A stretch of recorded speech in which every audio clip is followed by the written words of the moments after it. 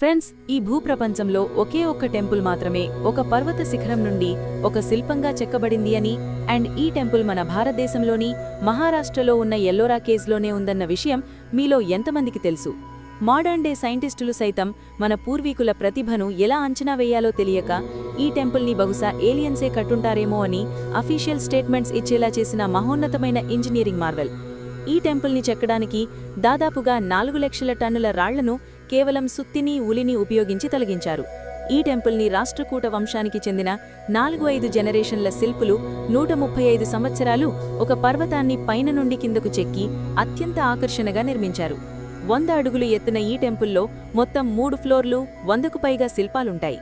HP బ్లవాట్స్కీ అనే ఒక Russian author ఆర్కియాలజిస్ట్కి తెలిసినంత మాత్రమే కాకుండా ఈ గుడి కింద ఎన్నో రహస్య మార్గాలు, గుహలు, మనుషులను కన్ఫ్యూజ్ చేసే మేజ్ లాంటి దారులున్నాయని ఖచ్చితంగా చెప్పింది.